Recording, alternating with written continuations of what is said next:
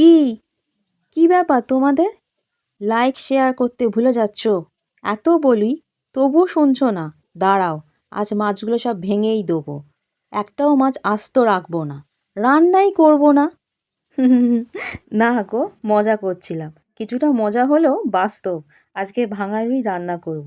এই রান্নার পদ্ধতি হলো এমনই: মাছে নুন হলুদ মাখিয়ে ম্যারিনেটে রেখে সর্ষে তেল নুন দিয়ে গরম করে মাছগুলো সব ভাজতে শুরু করে দিলাম। তাই উপকরণ হিসেবে লাগবে দুটো আলু, দুটো মিডিয়াম সাইজের পেঁয়াজ, একটা বড় টমেটো, ঝাল অনুযায়ী কাঁচা লঙ্কা আর দু টুকরো আদা। এখানে আদার পরিমাণ একটু বেশিই থাকবে। সরু সরু করে পেঁয়াজ কেটে নেব, টমেটো টুকরো করে, আলু ডুমো ডুমো করে কেটে নিলাম। এখানে সব মাছ হালকা লাল করে ভেজে তুলে নিলাম। আর সর্ষে তেল গরম করে নুন ছড়িয়ে কেটে রাখা আলুগুলো দিয়ে দিলাম। এবার লাল করে ভেজে তুলে রাখবো।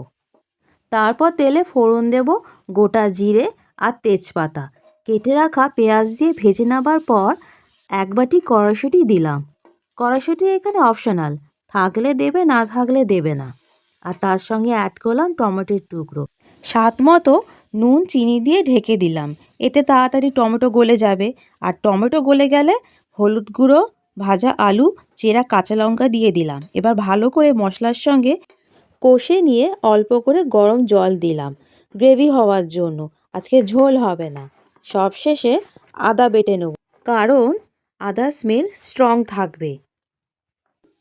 এবারে ভাজা মাছগুলো ভেঙে নিলাম ফুটন্ত গ্রেভিতে দেওয়ার জন্য। গ্রেভি ফুটে উঠলেই ভাঙা মাছগুলো দিয়ে দিলাম।